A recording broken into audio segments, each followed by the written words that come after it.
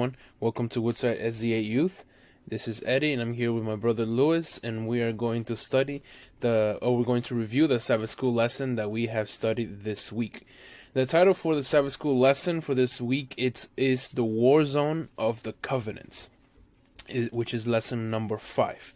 And we have read mostly chapter 8 of the book of Romans. So in order to begin our review of our lesson, Louis, could you read for us Romans chapter 8, verse 3? Yes, I can, Eddie. Romans chapter 8, verse 3 says, "For what the law was powerless to do because it was weakened by the flesh, God did by sending his own Son in the likeness of sinful flesh to be a sin offering. And so he condemned sin in the flesh." Thank you, Louis. So first, before we get into the lesson, let's review what we have learned up to this point in the past few lessons, right? So from the beginning of the lessons of the quarterly, we have studied that there are covenants that God gave to the people in this world as time went on, and there were different covenants, and each of them revealed more of the truth, which was that Jesus would come here and die for us, write his law in our hearts, and give us the opportunity to have an everlasting life, right?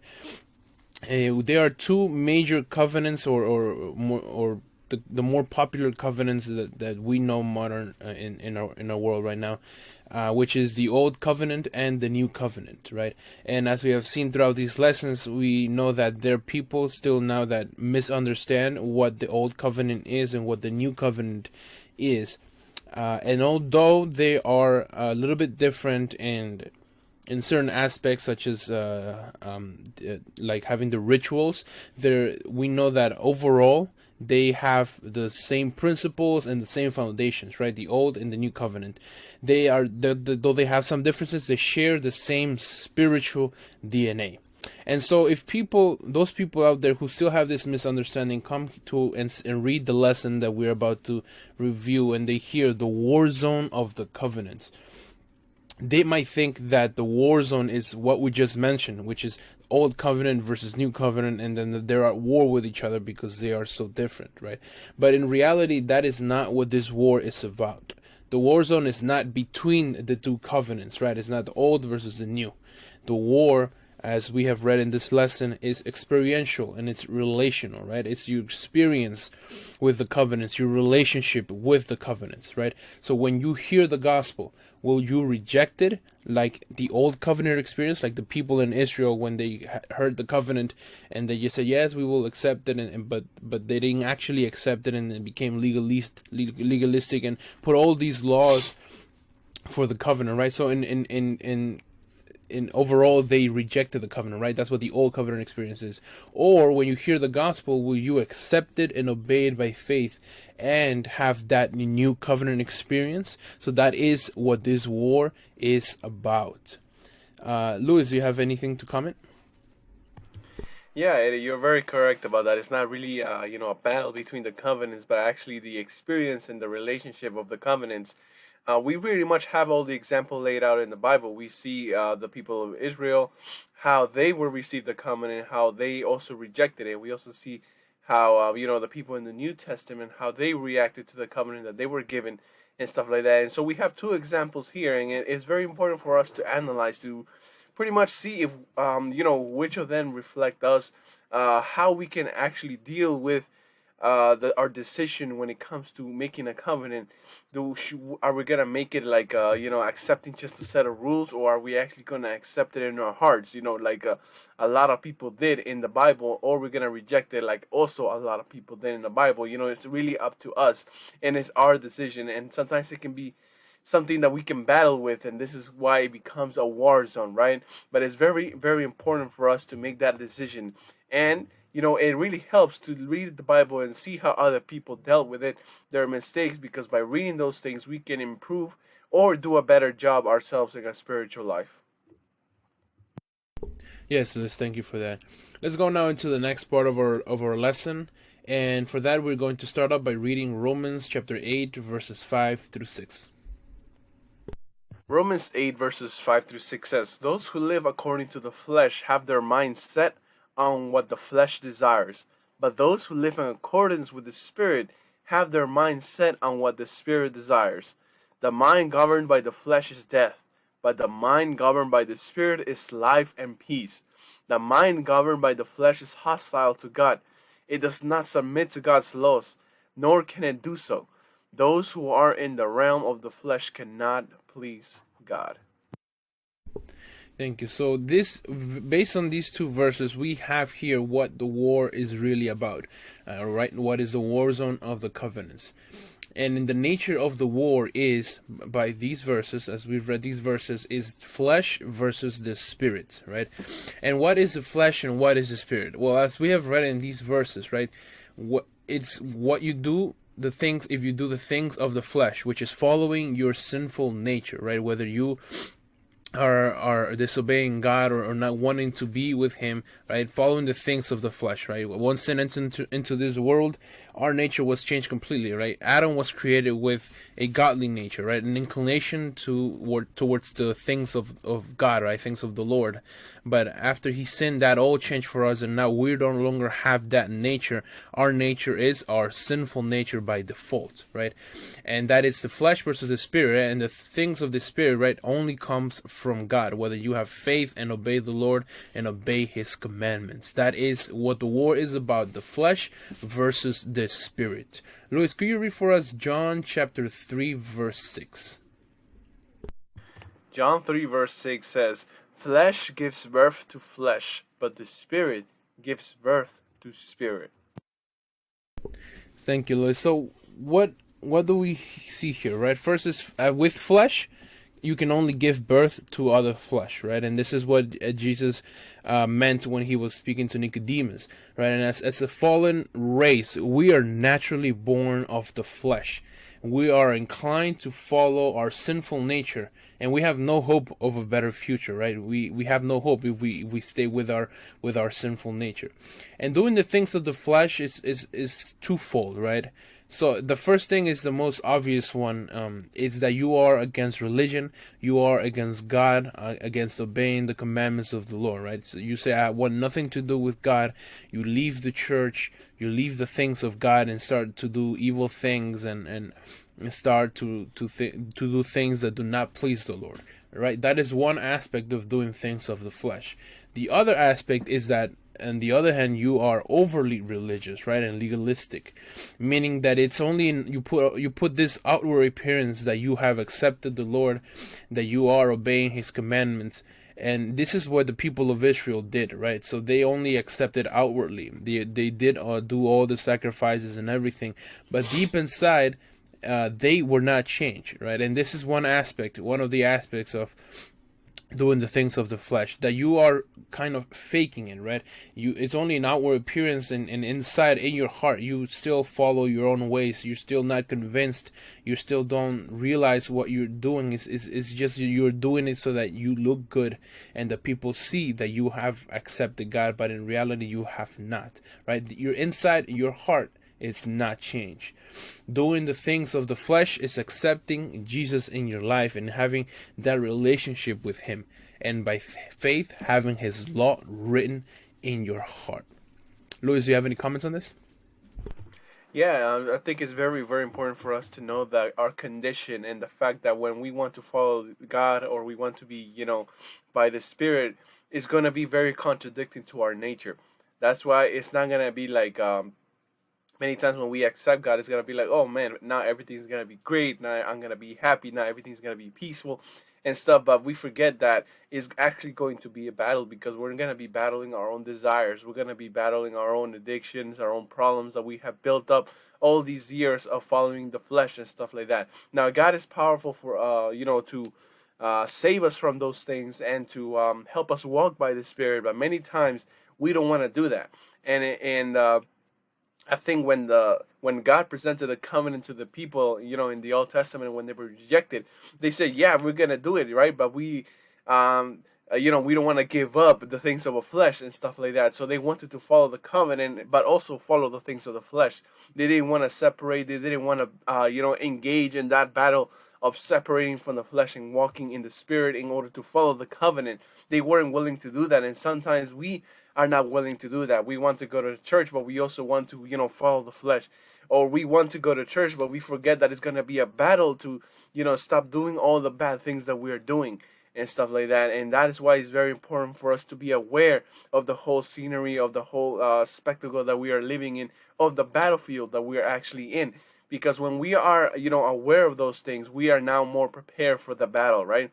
We are now willing to more, detach from our fleshly or bodily desires and to walk by the Holy Spirit. And the wonderful thing is that even though we may fail and, relapse or go back into our flesh ways, God can help us, walk in the Spirit. God can give us the power to walk in the Spirit. And if we ever fail, he just says, you have an advocate. You have my son, Jesus Christ, and he can help us go back on track. But we really need to be aware of this battle that is within us. Yes, Luis, and that leads us right into the next point, right? So that battle you said is within us, and we will see that in this part of the lesson, right? The war between the flesh and the spirit. That is also the war between good and evil, right? And this war started a long time ago, and it continues to this day, right? From Lucifer in heaven, when Lucifer decided to disobey the Lord and put many angels against God, and then they had this war in heaven. That's when sin started. And when God created this world, right, when Jesus created Adam and Eve, Lucifer came, now named Satan. He came into this world in order to tempt Adam and Eve, and that's when the sin entered into this world, right? The war between good and evil. And it continued all the way to the descendants of Adam and Eve, even to the time when Jesus was born, and it is going on until today, and it involves each one of us, right? It's not a war, as Lewis mentioned, that is just fought outwardly, but it is happening inside of you right now, right? From the moment you wake up till the moment you fall asleep, every decision that you have to make during the day, it's a war between good and evil, and it is up to you whether you choose to be with God so that good will win or evil will win. Let's go now into the next part of our lesson, which is Hebrews, and we're going to start by reading Hebrews 4:15, chapter 4, verses 15. Louis, can you read that for us, please? Hebrews chapter 4, verse 15 says, "For we do not have a high priest who is unable to empathize with our weaknesses, but we have one who has been tempted in every way, just as we are, yet he did not sin." So we have in this world, we have a constant battle, as we mentioned before, between good and evil, between the flesh and the spirit. And when Jesus came into this world as a human being, he was not exempt from this war, right? From this battlefield and in the war zone. When he was born into this world, into a body of sin, right? Of a body, not a perfect body like Adam and Eve, but it was a body that had been degraded over time because of sin. Right, and Jesus came into this exact war zone, right? He was born in the middle of this war zone. And like us, he was attacked by evil, and he was tempted by the devil himself. He was human like us, right? So many people sometimes don't believe that Jesus actually did become a human being and could be like us. But in this verse, what we have learned is that Jesus became like us in every way. He was human like us. So he would feel hunger and pain and emotions, right? So when he fasted for those 40 days in the desert, he also did feel hungry. Not because he was Jesus and God himself, that he would not feel hungry. No, at the end he was very, very hungry because he has fasted for 40 days. And the devil knew that. That's why the devil came to Jesus at that time after those 40 days to tempt him with food, right? Because Jesus did feel hunger. He also felt pain, right? When he went to the cross and died for each one of us for our sins, he did feel all of that. It was all pain. He just felt emotions. Remember in the Garden of Gethsemane, Jesus did not want to die. Like us, our human nature, we fight or we do everything so that we do not die because we want to live, right? And he felt that stress, that he knew he was going to die for us, right? And as a human emotions, we really see here that Jesus was human. However, in spite of all these things, right, he felt hunger, pain, emotions. He was in a body that was been degraded by sin over thousands of years. God, or Jesus, he still did not sin. He lived a perfect life, and he remained sinless. And that is why his sacrifice, right, brought about the possibility for us to be saved. Jesus died instead of us so that we might have the opportunity to live with him in heaven forever. Louis, do you have any comments on this? Yeah, I just love the detail that, Jesus suffered the same way as we did.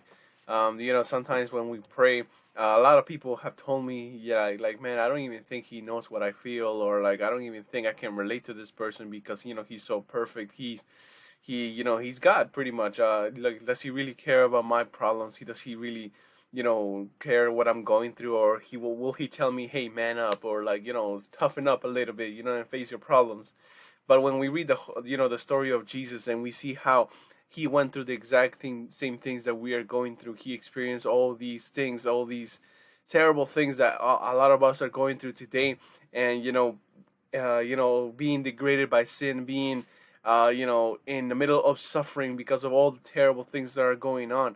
It's wonderful to see that we have someone who actually went through all those things and who is willing to listen to us, no matter how big you think your problem is or how small you think your problem is.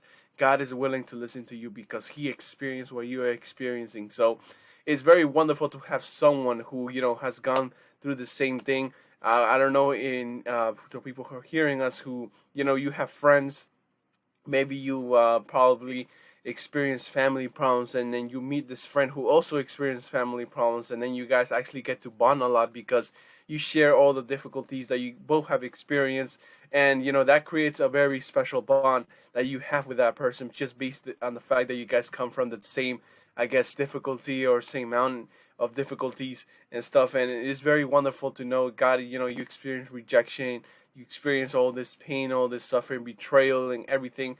And then me, probably, or you yourself can say, God, I've been rejected by my friends or my family and everything. And God say, I feel the same way and stuff like that. I know exactly what you're feeling. And, and that creates a very, very special bond. It's not, we don't have, someone who we cannot relate to or someone who we don't even really know. We have someone who actually became human like us, someone who, knows exactly how we feel. And that is something very, very special. And, and to have someone like that in the battle that we are having, with the flesh and body, someone who was able to, beat this battle of the flesh, it's very, very nice to have someone there with us, encouraging us to go forward, encouraging us, telling us that it is possible to defeat the flesh with the power of the Spirit. There are many times when, for example, a lot of people who experience or have problems with alcohol and they go to Alcoholic Anonymous and stuff like that, they always have someone who was like them, who defeated that addiction, and they come and they do TED talks, and say, I was there and then I actually beat it and stuff like that. And when you hear someone who was in your condition, being victorious and able to overcome, you feel, filled with faith and energy that you can also overcome. You feel motivated that you can also overcome. And when we have Jesus Christ, telling us that you can overcome with my help, I can give you the power to overcome.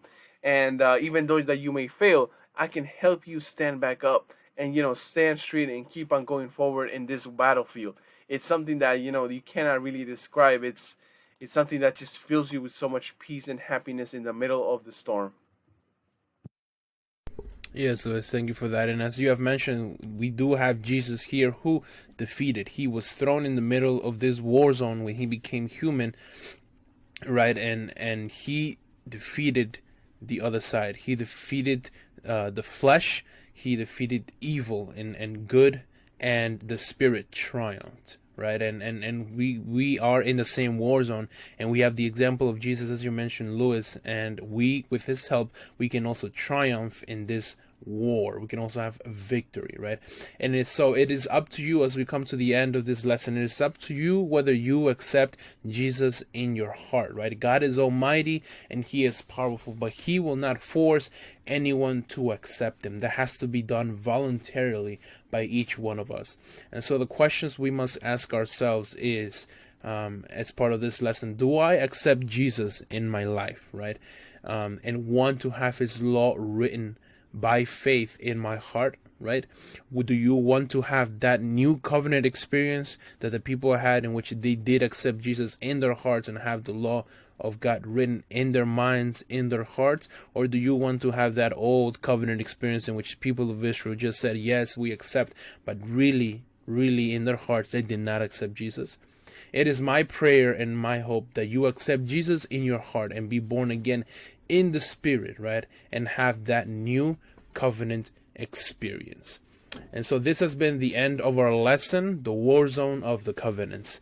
And we'll see you again next time to review our next lesson, which is the two covenants. May God bless each one of you. Bye-bye.